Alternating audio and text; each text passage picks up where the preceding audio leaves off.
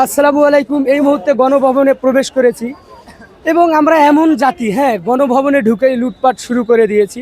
তো যারা যারা এই জিনিসগুলো নিয়েছেন অবশ্যই ফেরত দিবেন। এবং অনেকে এখানে বলতেছেন যে পাবলিকের টাকার জিনিস পাবলিক নিয়ে গেছে, যে আসলে এটা বহির্বিশ্বে সব জায়গায় কিন্তু দেখানো হচ্ছে। তো যারা যারা হাঁস মুরগি শেখ হাসিনার নিয়ে গেছেন আসলে এগুলো ঠিক করেন নাই আপনারা। আমরা সভ্য জাতি হিসাবে থাকতে চাই, কিন্তু আপনারা কেউ ছাগল নিয়ে গেলেন, প্রধানমন্ত্রীর শাড়ি নিয়ে গেলেন, এটা কোনোদিন সভ্য জাতির কাজ হতে পারে না। এবং অনেকজন বলতেছেন যে অনেকজনের শখ ছিল নিয়ে গেছে, একটা স্মৃতি হিসাবে নিয়ে যাবে। আসলে এই ধরনের জিনিস স্মৃতি হিসাবে রেখে দেয়া তার মানে আমি বুঝলাম না। তো আসসালামু আলাইকুম আঙ্কেল, আপনি নাম কি? আমার শাহিন আলম। তো এই যে গণভবনের জিনিসগুলো মানুষ নিয়ে গেল, আসলে এটা কি ঠিক হয়েছে? এটা খুব দুঃখজনক, খুবই দুঃখজনক। এটা আমরা আশা করি নাই, কিন্তু আমাদের টাকায় তৈরি, এটা আমাদের টাকা মেরামত হবে। মেরামত হবে, জি। দেখছেন সাধারণ মানুষের কথা যে আমাদের টাকায় তৈরি। আমরা দেশ স্বাধীন করেছি, আমাদের ছাত্রদের কৃতিত্ব রয়েছে এবং এই ধরনের কাজগুলো আসলে কোনোভাবেই ঠিক না। এটা কি বলতেছেন? এটা খারাপ। এটা মানে একটা স্বাধীন করছে, আবার একটা কি লুটপাটের একটা বদনাম কলঙ্কিত করবো, বাইরের রাষ্ট্রের জন্য দেখাইবে। এটা জনগণের সম্পদ, জনগণের টিকিয়ে রাখবো। হে পদত্যাগ করছে, জনগণ এটা অবস্থান নিব। জনগণ এটি লুটপাট করলে, ভাঙচুর করলে এটা খারাপ, বিশ্বের কাছে খারাপ। ধন্যবাদ আপনাকে। তো দর্শক, মানুষের কথা শুনতে পাচ্ছেন যে ভাই এই যে জিনিসগুলো আপনারা নিয়ে গেছেন আসলে এগুলো আবার ফেরত দিয়ে যান, কিন্তু আপনারা এই ধরনের কাজগুলো কোনোভাবেই করবেন না। এগুলো বহির্বিশ্বে দেখবে এবং সবাইকে দেখাবে। তো অনেক পরিমাণ মানুষ আজকে এই গণভবন দেখার জন্য এসেছে।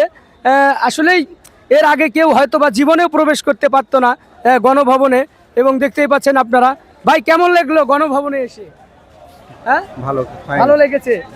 দেখতেই পাচ্ছেন যে মানুষ বলতেছি অনেক ভালো লাগতেছে। প্রচুর সংখ্যক মানুষ আমরা এখানে দেখতে পাচ্ছি যে গণভবনে ঢুকে মানুষের অনেক। আপু কেমন লাগছে গণভবনে এসে? ভালো লাগে না এই অবস্থা দেখে। ভালো লাগে নাই? ভাই কতক্ষণ আসছেন? এই তো কিছুক্ষণ আগেই এসেছি। তো কেমন লাগছে গণভবনে ঢুকে আজকে দিয়ে পাবলিক? আমরা গতকালকে উত্তরাতে ছিলাম। উত্তরাতে বিকাল 3টার পরে থেকে সন্ধ্যা 6টা পর্যন্ত প্রায় 12টা লাশ ফেলাইছে পুলিশ। তারপরেও এটা হচ্ছে যে এটা ভালো লাগা খারাপ লাগার বিষয় না, এটা হচ্ছে জনগণের, প্রত্যেকটা জনগণের ক্ষোভের বহিঃপ্রকাশ। এটা হচ্ছে ক্ষোভের বহিঃপ্রকাশ। এটা কোনো আমি বলবো এটা হচ্ছে জনগণের শুধু ক্ষোভের বহিঃপ্রকাশ। ভাই যে ছাগল শাড়ি কাপড় নিয়ে যাচ্ছে, এগুলো হাজার, এই যে শত শত প্রাণের প্রাণ গেছে, এই গেছে প্রধানমন্ত্রী কার্যালয়ের কি গেছে টুকটাক, এগুলো আমাদের কারোরই কাম্য ছিল না, কিন্তু হয়ে গেছে। কিন্তু এই যে লাশগুলো যে গেছে, আমার ছাগল গরু এই মাছ, এগুলি কোনো কিছু না, এগুলি কোনো সাবজেক্ট না। বুঝাইতে পারছি? দেশবাসীর উদ্দেশ্যে এবং সবার উদ্দেশ্যে একটাই কথা বলতে চাই যে আমার গলাটা ভেঙে গেছে গতকালকে, আমি পায়েও আঘাতপ্রাপ্ত। তো ব্যাপার হচ্ছে যে আমরা চাই সামনে কেউ যদি দুর্নীতি করতে আসে তাকে এমন শাস্তি দেওয়া হবে যে এই শাস্তির দৃষ্টান্তমূলক ইতিহাস হয়ে থাকবে এই গণভবন।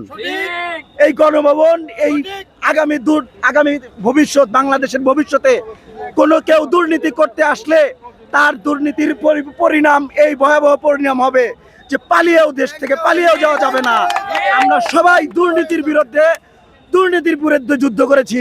আমরা কোনো দল বা কোনো কিছুর বিরুদ্ধে না, দুর্নীতির বিরুদ্ধে। এটা ছিল দুর্নীতি, জনগণের বহিঃপ্রকাশ, জনগণের ক্ষোভের বহিঃপ্রকাশ। ধন্যবাদ ভাই, আপনারা সবাই ভালো থাকবেন, আগামী দিনগুলো সুন্দর হোক। দর্শক দেখতেই পাচ্ছেন যে জনগণের এটা বহিঃপ্রকাশ করতে